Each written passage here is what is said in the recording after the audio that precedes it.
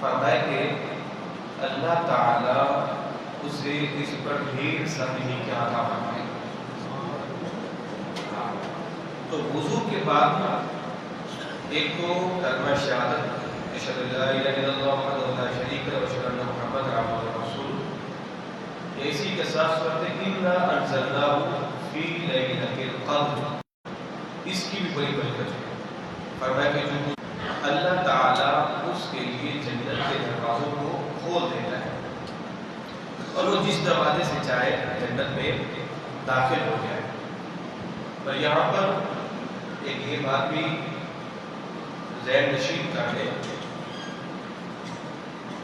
کہ وضو کے بعد آسمان کی طرف جو دیکھا جاتا ہے تو یہ دیکھنا درست نہیں ہے. وضو کرتے ہیں وضو کرنے کے بعد پھر آسمان نہیں کر کے روشنی کرتے تو یہ طریقہ درست نہیں. آپ سے یوں کریں آسمان کی طرف دیکھ کر تو یہ دوسری. آپ نے وضو کیا، وضو کرنے کے بعد باہر آئے کھلے آسمان کے نیچے اشہد ان لا الہ الا اللہ وحدہ لا شریک لہ واشہد ان محمد عبدہ ورسولہ. آسمان کی طرف منہ کر کے کلمہ شہادت پڑھنا اس کی کوئی حقیقت نہیں. اور اسی طرح دوران دعا بھی آسمان کی طرف رک کر کے دعا کرنا یہ بھی منع ہے. آپ دعا کر رہے ہیں تو دعا کا ایک طریقہ ہو، بعض دفعہ اس آسمان کی طرف رک کر کے دعا کرنا یہ بھی درست نہیں. دوران نماز آسمان کی طرف دیکھنا یہ بھی درست نہیں ہے. جب بھی وضو کیا جائے تو بغیر آسمان کی طرف نظر کیے اس کلمہ شہادت کی انگلی کو اشہد ان لا الہ الا اللہ، جیسے ہم کلمہ شہادت پر تشہد کے اندر بھی انگلی اٹھاتے ہیں روشی پڑھیں.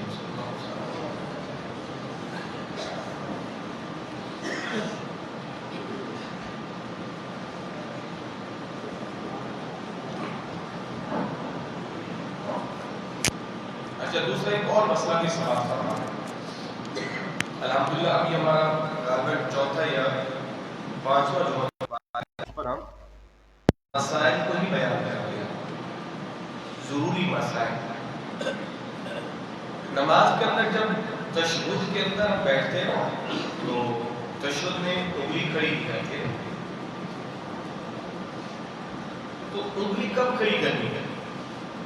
جب آپ نے اشہد ان لا الہ الا اللہ. تو بعض دفعہ جب لوگ لفظ اشہد پہ انگلی کھڑی کرتے ہیں جبکہ لفظ اشہد پر نہیں کرتے، لفظ لا پر انگلی کھڑی کرتے ہیں. آپ نے جیسے اشہد ان لا الہ الا اللہ، لا پر انگلی کو کھڑا کرنا ہے اور الا اللہ پہ انگلی کو گرا دینا ہے. اس کا مطلب کیا ہوا کہ اشہد میں گواہی دیتا ہوں اللہ نہیں ہے کوئی الا اللہ مگر اللہ. تو لفظ لا پر انگلی کھڑی کریں گے اور الا اللہ پہ انگلی کو گرا دیں گے. تو اسی طرح جو ہے ہم نے گزشتہ جمعۃ المبارک جن چیزیں جو بیان کی تھی اس میں جو کچھ احادیث طیبہ رہ گئی تھی، آپ صلی اللہ تعالی علیہ وآلہ وسلم نے ارشاد فرمایا کہ دعا کے آداب میں سے ایک ادب یہ بھی ہے دعا کا کہ گھٹنوں کے بل بیٹھ کر دعا مانگا کرو. کیونکہ یہ جو طریقہ ہے نا یہ ادب والا طریقہ ہے. دو زانو بیٹھ کر دعا مانگنا یہ ادب والا طریقہ ہے. اگر کوئی شخص جو ہے وہ چوکڑی مار کر دعا مانگتا ہے، لیٹ کر مانگتا ہے، بیٹھ کر مانگتا ہے، کھڑے ہو کر مانگتا ہے تو بھی کوئی حرج نہیں ہے. کیونکہ قرآن کے اندر کہا گیا ہے کہ اہل ایمان کچھ وہ ہیں جو اللہ کو پکارتے ہیں کھڑے ہو کر، بیٹھ کر، لیٹ کر اللہ کو پکار سکتے ہیں. مگر حضور نے فرمایا کہ گھٹنوں کے بل بیٹھ کر دعا. اور آپ صلی اللہ علیہ وسلم یہ جو طریقہ ہے نا گھٹنوں کے بل بیٹھنے والا یہ انتہائی عاجزی والا طریقہ ہے. آپ صلی اللہ تعالی علیہ وآلہ وسلم ایک دفعہ حتیم کعبہ میں بیٹھے ہوئے تھے اور سرکار کے بیٹھنے کا انداز اس قدر عاجزانہ تھا کہ صحابیہ کہتی ہے میں دیکھ کر ڈر گئی. یعنی حضور بیٹھے تھے اور حضور نے اپنے دونوں گھٹنوں کو اپنے سینے سے لگایا ہوا تھا, یعنی سرکار یوں سمٹ کر بیٹھے تھے. اور کبھی کبھار فرماتے کہ سرکار اتنا جھک جاتے کہ آپ کا سینہ مبارک آپ کے گھٹنوں سے ٹکرا رہا ہوتا تھا.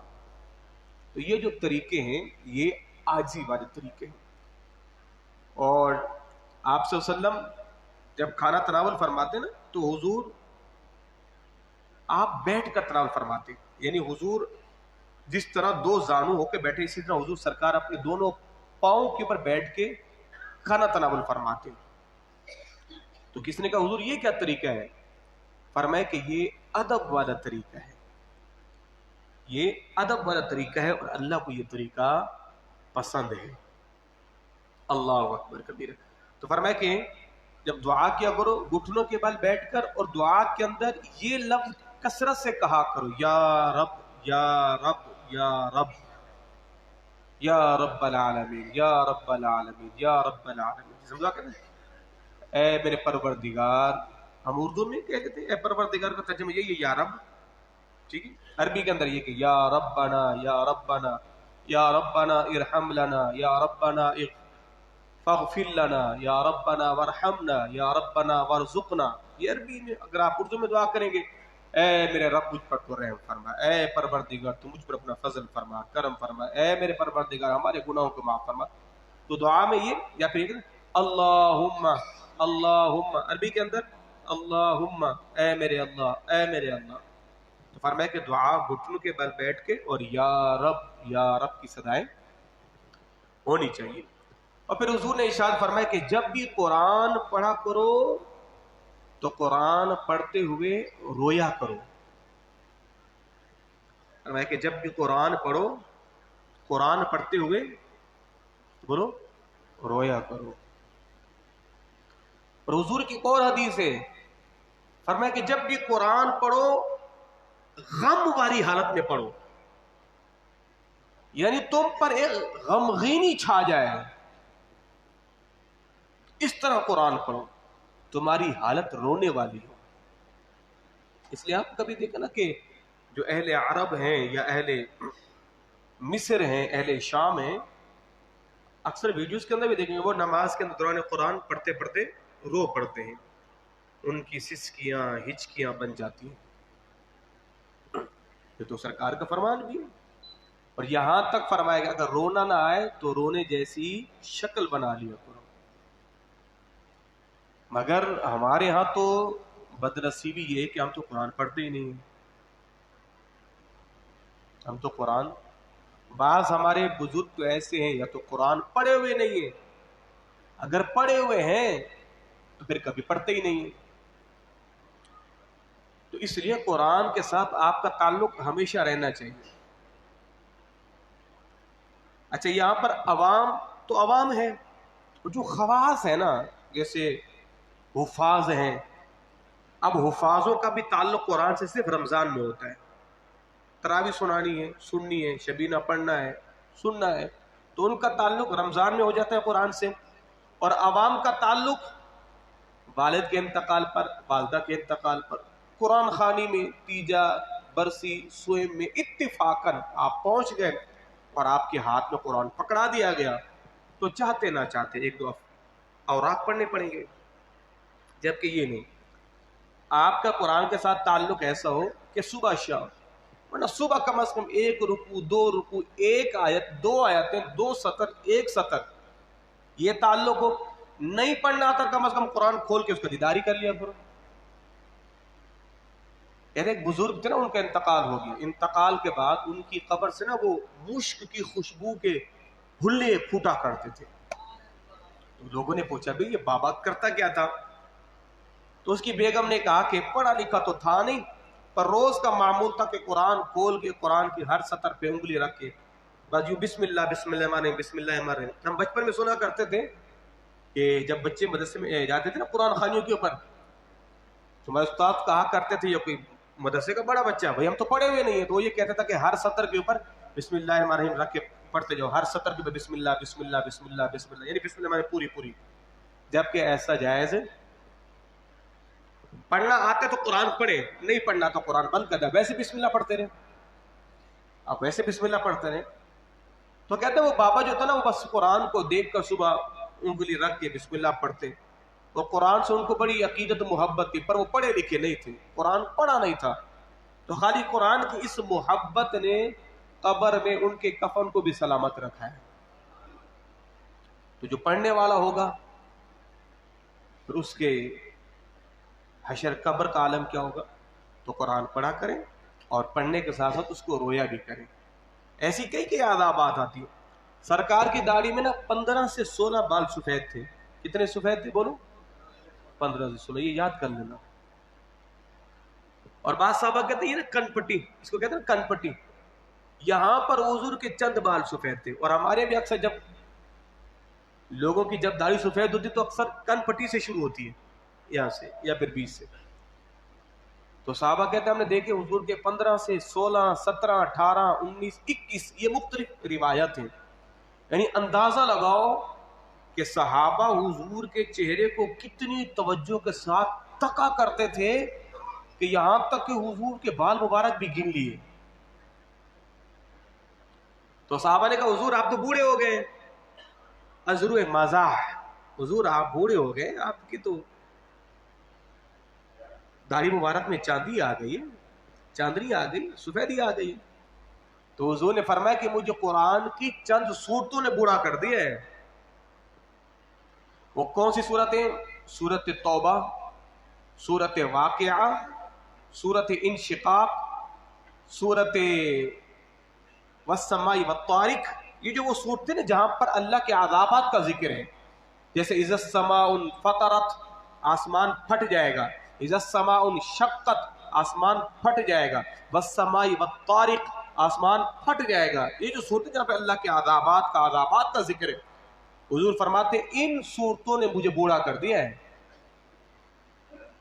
अल्लाह अकबर कबीरा। अल्लाह हम सबों को कुरान पढ़ने की तौफीक अता फरमाए। और हुजूर का फरमान है क़यामत के दिन सूरत बकरा, सूरत आले इमरान, जो बंदा इन दो की तिलावत करेगा कसरत के साथ, क़यामत के दिन ये दो सूरतें पढ़ने वाले शख्स के आगे आगे होगी, वो बंदा पीछे पीछे, ये दो सूरतें दौड़ कर अल्लाह की बारगाह में आएगी। क्योंकि परवरदिगार, ये जो बंदा आ रहा है ना, ये कुरान पढ़ने वाला, ये कसरत से हमारी तिलावत किया करता था, आज तेरी बारगाह में उसके हक में हम शफाअत का कहती हैं, मालिक हमारी सिफारिश को कबूल फरमा और इसकी बख्शी फरमा दे। कुरान की सूरतें अल्लाह की बारगाह में, मालिक इसकी बख्शी फरमा।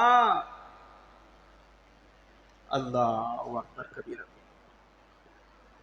और हुजूर ने इरशाद फरमाया अगली हदीस से तैयबा, हुजूर ने फरमाया मिलकर खाना खाया करो, मिलकर खाना खाने में बरकत है, मिलकर खाना खाने में बरकत है। हुजूर ने फरमाया कि जब भी खाना खाओ ना तो बीच में से खाना नहीं खाया करो, इसलिए कि खाने के बीच में अल्लाह बरकत नाजिल फरमाते, बीच में ना बरकत नाजिल। तो खानों के साइड साइड से खाना चाहिए। सरकार के पास एक लड़का था खाना खाता, उसने हाथ मारा दर में, हुजूर सरकार ने उसका हाथ पकड़ लिया, फरमाया कि बेटा अपने सामने से खाओ, सीधे हाथ से खा, इधर तो हाथ नहीं मार।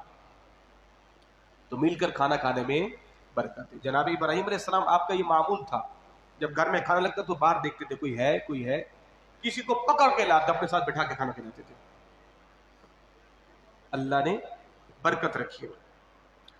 और हुजूर ने इरशाद फरमाया कि अल्लाह ताला को सबसे प्यारा नाम, ये नाम आज याद करते जाओ, अब्दुल्लाह, ये बड़ा महबूब नाम है अल्लाह को। दो नाम है अहादीस तय्यबा में, फरमाया कि अल्लाह ताला को पसंदीदा नाम अब्दुल्लाह और अब्दुर्रहमान। और बड़े मजे की बात है कि हमारे यहाँ नाम अब्दुल्ला अक्सर लोगों का होता ही नहीं है, लोग रखते ही नहीं है हमारे यहाँ। जबकि हुजूर ने फरमाया कि पसंदीदा नाम अब्दुल्ला, अल्लाह का बंदा, अब्दुर्रहमान, रहमान का बंदा। और हमारे के जनाब वो मेरे नाम, अरे नहीं इमाम साहब ये नाम, ये तो मेरा फुला फुला फुला अजीज के बेटे का नाम। भाई हो गया तो फिर क्या हो गया है? कई सहाबा कराम सबका नाम अब्दुल्ला अब्दुल्ला अब्दुल्ला अब्दुल्ला अब्दुल्ला, और कई सहाबा के नस्ल दर नस्ल नाम, बाप का नाम मोहम्मद, दादे का नाम मोहम्मद, परदादे का नाम मोहम्मद, पोते का नाम, बेटे का नाम मोहम्मद मोहम्मद।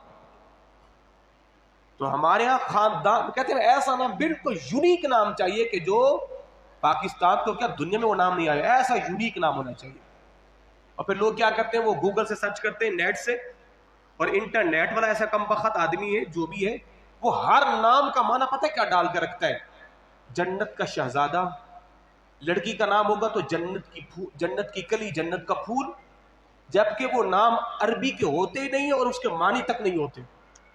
कई लोग नाम रखते हैं जनाब, वो तो मैंने नेट से देख लिखा था, और आगे बोल दूं, जबकि नाम के लिए सहाबा का नाम, अंबिया के नाम, और बच्चों के लिए सहाबियात का नाम, हुजूर की बेटियों का नाम, इन नामों में से इंतखाब करना चाहिए, ना कि ये हम यूनिक नाम। और अल्लाह की पनाह आजकल तो कई माएँ अपनी बच्चियों के जो नाम रखती है, पता कौन से रखती हैं, वो जो ड्रामे देखते हैं ना घरों के अंदर, फिल्में ड्रामे, उन ड्रामों के जो एक्टरों का नाम होता है वो नाम रखती है। कई जनाब ये नाम, खुदा ये नाम है, गलत नाम है। और हुजूर ने कईयों का नाम खुद चेंज किया, सरकार हुजूर ने फरमाया क्या नाम है, फरमाया नहीं, ये नाम ठीक नहीं, ये नाम रखो। हुजूर ने कईयों का नाम चेंज किया है। और बाप का पहला तोहफा बेटे के लिए अच्छा नाम है। और ये भी सुन लो, नाम रखने का हक बाप को है, ये सुन लो शरई तौर पर। लोग कहते नहीं इसका नाम ददियाल रखेंगे, इसका नाम ननियाल, ना ददियाल का हक है, ना ननियाल का हक है, ना माँ का हक है। नाम रखना औलाद का किसका हक है, बोलो, बाप का। बाप ने कहा भाई मैं ये नाम रखूंगा, शरई तौर पर बेटे का नाम रखने का हक बाप को। हुजूर ने फरमाया कि बाप का पहला तोहफा औलाद के लिए अच्छा नाम है, अच्छे नाम का इंतखाब किया जाए। अल्लाह अकबर। अगले हदीस तैयबा, हुजूर ने इरशाद फरमाया खुशामद करने वाले के मुंह पर खाक डालो। खुशामती शख्स के मुंह पर खाक, जिसे कहते हैं खुशामद, चापलूसी। हुजूर ने फरमाया कि ऐसे शख्स के मुंह पर खाक हो कि जो क्या करते हैं, खुशामद करता है, जो मुस्तहिक तारीफ और तौसीफ का उसकी बरमला की जाए, इसलिए ताकि ये बंदा खैर के काम और करे। लोगों की जो है वो दिल अपना हौसला अफजाई होनी चाहिए, मगर अपनी जात के लिए किसी की खुशामद करना ये शरअन जायज। जो तुम्हारे नसीब का, तुम्हारे हिस्से का, वो तुम्हें मिलेगा, चाहे आप खुशामद करें या ना करें। अगली हदीस तैयबा, हुजूर ने फरमाया कि जबान की हिफाजत अल्लाह को बड़ी महबूब है। जबान की हिफाजत, आज अगर हमारा माशरा जबान पर कंट्रोल कर ले तो माशरे में बहुत बड़ी बुराइयां खत्म हो जाएंगी। तो गीबत का ताल्लुक किससे, जबान से। बोतान, इल्जाम, तराशी, झूठ, सब जबान से। और हुजूर की कितनी प्यारी हदीस है, हुजूर ने फरमाया जब सुबह होती है ना, सारे आज़ा हाथ जोड़ के खड़े हो जाते हैं जबान के सामने। ये पीठ, ये कमर, ये रुखसार, ये आज़ा, सब हाथ जोड़ के जबान के सामने खड़े हो जाते हैं। देख खुदा की बंदी, अगर तू ठीक रहेगी तो हम भी ठीक रहेंगे, अगर तू टेढ़ी हुई तो फिर हम भी टेढ़े हो जाएंगे। जबान किसी को गाली देती है, जबान को पीटा जाता है, जबान गाली देकर बिल में घुस जाती है, मुंह बंद, आज़ा पिट रहे हैं बिला वजह फ्री में। होना ही जिसने गाली दी उसी को मारा जाए। गाली किसने दी, जबान है, जबान को बाहर निकाल के मारो। तो आज़ाब यही कहते हैं कि खुदा के लिए तूने कोई गड़बड़ नहीं करनी, वरना पिटना हमने ही है। तो जबान की हिफाजत ये अल्लाह को बहुत महबूब है। मन सकता नजा, मन समता नजा, ओ कमा क़ाल अलैहिस्सलाम, जिसने खामोशी इख्तियार की वो निजात पा गए। खामोश, ये खामोशी बंदे को कई गुनाहों से बचा भी लेती है, बड़ी बड़ी आफतों से बचा भी लेती है।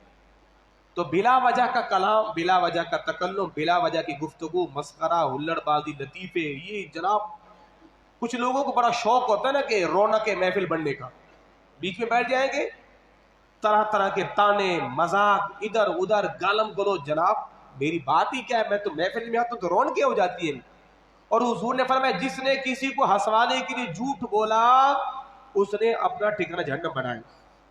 अक्सर लोग झूठ बोलते हैं ना, बिला वजह का झूठ बना बना के लोगों को हंसवाएंगे, उनका ठिकाना जहन्नम है। आज जितने भी ये कॉमेडियन है, मजाक करने वाले, मस्खरे, अल्लाह की हुजूर तौबा करें। अगली हदीस तैयबा, हुजूर ने इरशाद फरमाया कि जब भी कुरान को पढ़ो, कुरान को उम्दा आवाज में पढ़ो। खूबसूरत कुरान को पढ़ो। और हुजूर को पसंद था कि मैं कुरान को सुनूं और उम्दा आवाज में, खूबसूरत आवाज में।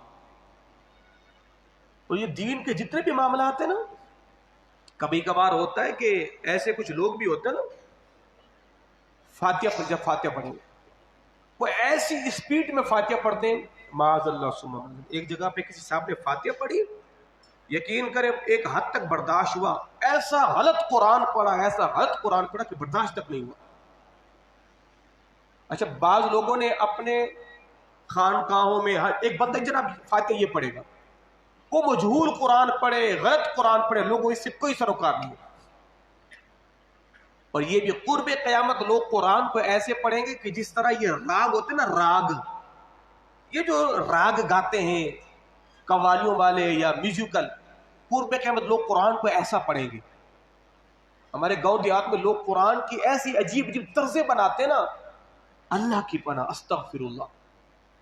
कुरान को पढ़ो अरबी लबो लहजे में, और उसने फरमाया कुरान को खूबसूरत करके पढ़ो।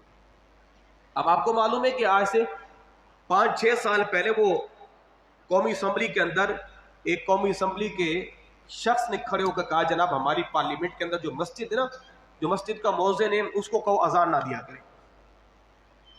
ये ऑन द रिकॉर्ड है। बात क्यों? वो बंदा कह रहा है कि, बल्कि औरत थी शायद, मुझे याद नहीं, कहा वो ऐसी अजान देता है कि बंदा कहता है कान बंद कर ले, यानी दिल नहीं करता उसकी आवाज सुनने को। अगर ऐसा है तो उसको बिल्कुल हटाना चाहिए। आवाज, अजान बड़ी खूबसूरत है, पर देने वाला भी तो वैसा हो। देने वाला तो आपको मालूम है, किसी जमाने में हमारे टीवी पर सऊदी की अजानें चलती थी, मक्का मदीने की आवाजें, क्या कमाल का उसके अंदर लय है, तरन्नुम में खूबसूरती है, सुभान अल्लाह। और अल्लाह के नाम की तरफ बरकत है, सुभान अल्लाह। तो इसलिए कहा गया आजान हो, कुरान हो, अच्छी से अच्छी आवाज में पढ़ो ताकि सुनने वाले माइल हो, उनका ज़ौक और शौक बढ़े कुरान सुनने को। अल्लाह अकबर कबीर। हुज़ूर ने इरशाद फरमाया कि जिस घर में यतीम हो ना, वो घर बड़ी इज्जत वाला है। फरमाया बेहतरीन घर वो है कि जिस घर में यतीम की परवरिश की जाती है, यतीम पर दस्ते शफकत फेरा जाता है। हुज़ूर ने फरमाया कि जिसने यतीम पर मोहब्बत और शफकत वाला हाथ फेरा, जितने बाल उसके हाथ के नीचे आएंगे अल्लाह उसके उतने गुनाह माफ फरमा दे। यतीम के साथ हुस्न सलूक की कितनी बरकतें हैं। हाँ, फरमाया कि यतीम के साथ हुस्न सलूक करो, अल्लाह तुम्हें उसके सदके बरकतें आता फरमाएगा। अगली हदीस, हुज़ूर ने फरमाया कि नमाज में सफ़ों को दुरुस्त फरमाओ। अच्छा, ये मामला हमारे यहाँ बड़ी शिद्दत के साथ पाया जाता है।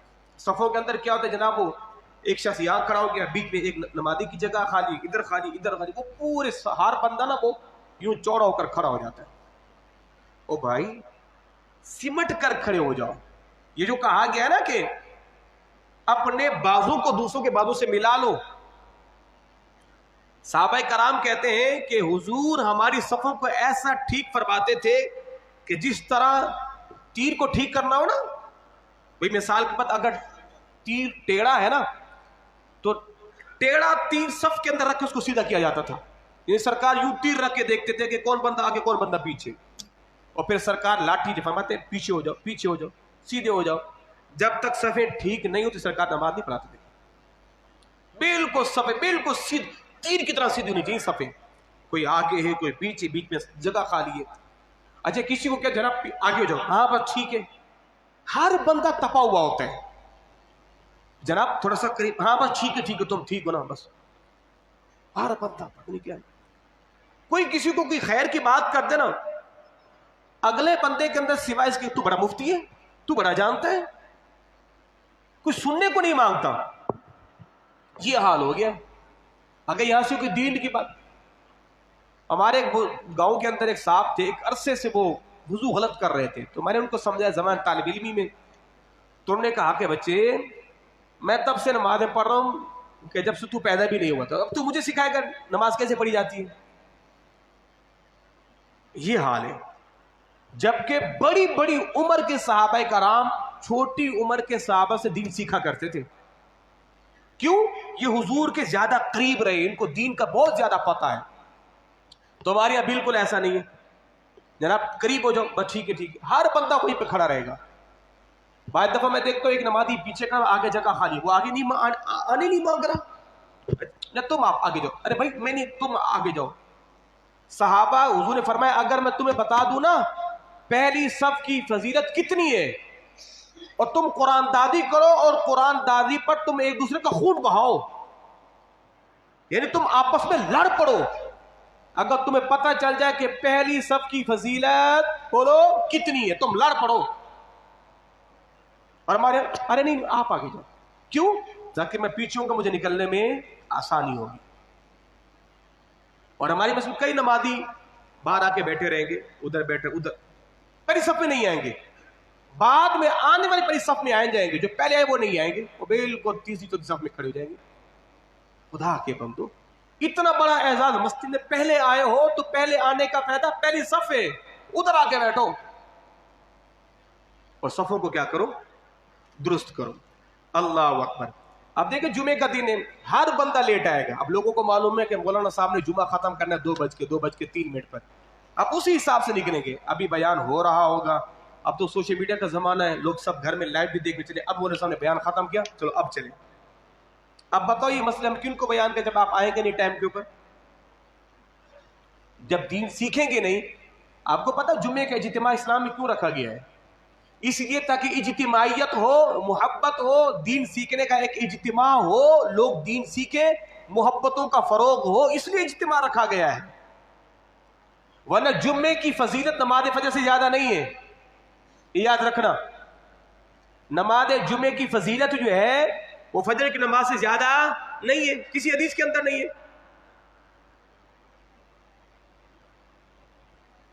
اللہ اکبر. اور حضور نے فرمایا اگلی حدیث طیبہ، حضور نے فرمایا کہ جو کسی کے معاملات میں کان لگا کر سنتا ہے نا، قیامت کے دن اس کے کان میں سیسا پگھلایا ہوا ڈالا جائے گا. کچھ لوگوں کو عادت ہوتی نا کہ پڑوس کے گھر میں لڑائی ہوگی تو فوراً گھر کی خواتین کوئی بھی کان لگا کے سنے گا، ہاں کیا بات ہوگی، کیا بات ہو رہی ہے، دروازے کے پاس کھڑے ہو گئے. اور آپ صلی اللہ علیہ وسلم کے دروازے میں کسی نے دستک دی نا، اور ایک شخص نا وہ گھر، اب تو دروازے ایسے نہیں ہے، پہلے دروازوں میں لکڑیاں ہوتی تھی نا، لکڑوں کے درمیان وہ بیچ میں چیرے ہوتے تھے نا، تو ایک شخص وہ یوں دروازے سے دیکھ رہا تھا سرکار کے دروازے کو. حضور نے فرمایا اگر میرے ہاتھ میں گرم سلاخ ہوتی نا تو میں تیری آنکھ میں مار کے تیری آنکھ پھوڑ دیتا. کسی کے گھر میں یوں جھانکنا اتنا بڑا گناہ ہے، اور کسی کی باتوں کو کان لگا کے سننا اتنا بڑا گناہ ہے. اور ہمارے ہر بندہ ٹو میں ہوتا ہے، کیا ہوا، کیا ہو، خیریت ہوئی، لڑ رہے تھے، کیوں، ہاں کہ معاملہ ہوگا. ہر بندہ ٹو میں، کسی کے عیب مجھے مل جائے تاکہ میں اچھالوں. استغفر اللہ. حضور نے فرمایا کسی کو گناہ کی آر مت دلاؤ. ایک بندہ گناہ کرتا تھا نا، اس نے توبہ طیب ہو گیا ہے، اب بلا وجہ، ارے جانتے اس کو، ہاں ارے پہلے یہ تھا، پہلے بڑا گناہگار، پہلے ارے بھائی توبہ کر لی ہے اب چھوڑو. فلاں صاحب جی میں نے بڑے اچھے، ارے بھائی اب اچھے ہیں نا، پہلے تو اچھے نہیں تھے. تم نے سے کس نے پوچھا پہلے کا بتاؤ ڈیٹا، پہلے یہ بندہ یہ تھا، بڑا جو بدماش تھا، بھتہ لیتا، سود کھاتا، بھائی توبہ کر لی ہے نا چھوڑو.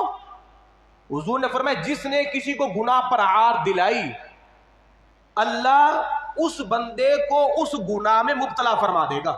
چل تو اس گناہ میں آ جا جس میں تو اس کو عار دلا رہا ہے. تو جو بندہ توبہ طیب ہو چکا ہو، دنیا کے اس کو گناہ مت بتلاتے، مت پھرو. اللہ اکبر کبیرہ. حضور نے فرمایا کہ بہترین کمائی ہاتھ کی کمائی ہے. حضور نے فرمایا جناب ادریس علیہ السلام نا اپنے ہاتھ سے کپڑے سیتے تھے اور لوہے کی زرائیں اپنے ہاتھ سے بناتے تھے. سب سے پہلے درزی جناب ادریس علیہ السلام تھے جنہوں نے کپڑے سینے شروع کیے. فرمایا کہ بہترین کمائی جو ہے وہ ہاتھ کی کمائی ہے. اگلی حدیث طیبہ حضور نے فرمایا کہ کفر، فقر سے ڈرا کرو. یہ فقر ہے نا، فقر یہ غریبی، یہ غربت، فرمایا کبھی کبھار یہ غربت بندے کو کفر میں لے جاتی ہے. حضور نے خود فرمایا اللہم انی اعوذ بک من الفقر. حضور نے فرمایا اے اللہ میں فقر سے پناہ مانگتا ہوں، اے اللہ غربت کبھی ایسی نہ آئے. آج آپ کو معلوم ہے اندرون سندھ تھر پارک میں یہ جو غربت والے علاقے ہیں وہاں پر اکثر لوگ عیسائی ہو رہے ہیں یا قادیانی ہو رہے ہیں. وجہ کیا ہے؟ غربت ہے. تو کہتے ہیں میرا بچہ تڑپ رہا ہے، بلک رہا ہے، مجھے اس کے لیے تھوڑا سا دودھ چاہیے. ایمان جاتا ہے تو جائے. تو ایسے فقر سے پناہ، اللہ کبھی ایسی غربت نہ لائے کہ بندوں کو اپنا ایمان بیچنا پڑ جائے. اللہ اکبر کبیر. اور حضور نے فرمایا کہ میرے صحابہ کو گالی مت دو. جس نے میرے صحابہ کو گالی دی وہ جہنم کے کتوں میں سے ایک کتا ہے کہ جس نے صحابہ کو گالی دی. آج دیکھیں سوشل میڈیا کا زمانہ ہے، معاذ اللہ کئی ایسے بدبخت ہیں، جناب ابو بکر و عمر، عثمان، اما عائشہ، اما حفصہ، حضرت امیر معاویہ، حضرت سفیان، طرح طرح کی گالیاں دے رہے ہوتے. یہ تو قیامت کے دن پھر پتہ چلے گا. حضور نے فرمایا اللہ نے جس کو 3 بیٹیاں دی، اچھی پرورش کی، ہمارا گزشتہ جمعہ بھی اسی حوالے سے تھا، اچھی پرورش کی، تربیت کی، ان کا نکاح کر دیا، قیامت کے دن اللہ اس بندے پر جنت کو واجب فرما دے گا. تو بیٹیاں یوں بھی رحمت ہیں. اگلی حدیث طیبہ، حضور نے فرمایا مرنے کے بعد کی وفاداری دنیا کی وفاداری سے زیادہ بہتر ہے. اگر کسی نے کسی بندے کے ساتھ ساری زندگی وفاداری کی اور ایک بندے نے مرنے کے بعد وفاداری کی تو مرنے کے بعد کی وفاداری زندگی کی وفاداری سے زیادہ بہتر ہے. اب یاد کر، اب مر گیا ہے، اب یاد کر، اب اس کو اب کا تیرا وفا کرنا دنیا کی وفاداری سے زیادہ بہتر. تو دوست ایسے بناؤ جو مرنے کے بعد وفادار رہے. مطلب کہ دوست نہیں، تجھے بھی حضور نے فرمایا کہ دوستی لگاؤ دینداروں سے، تمہارا مال کھائیں متقی لوگ تاکہ تمہارے لیے دعا تو کریں گے. تم نے کھلایا ایسے مشٹنڈوں کو ہے کہ جو کھا کر بھی تمہیں گالیاں دیتے ہیں، تو کیا فائدہ. اللہ اکبر کبیرہ. حضور نے ارشاد فرمایا کہ اللہ کا بندے پر بھی حق ہے اور بندے کا اللہ پر بھی حق ہے. وہ حق کیا ہے؟ فرمایا کہ بندوں پر حق یہ ہے اللہ کا، اللہ کی عبادت کرے، اللہ کے علاوہ کسی کی پرستش نہیں کرے، اللہ کے ساتھ کسی کو شریک بولو نہیں ٹھہرائے، مشکل کشا حاجت روا اللہ کی ذات، اللہ کی عبادت کرے. یہ بندوں پر حق ہے اللہ کا. اور پھر اللہ پر کیا حق ہے بندوں کا؟ اللہ فرماتے ہیں مجھ پر حق ہے، مجھ پر لازم ہے، ایسے بندوں کو میں جنت کا داخلہ عطا فرما دوں. اللہ کی عبادت کرو. اللہ تعالی ہم سب کو عمل کی توفیق عطا فرمائے.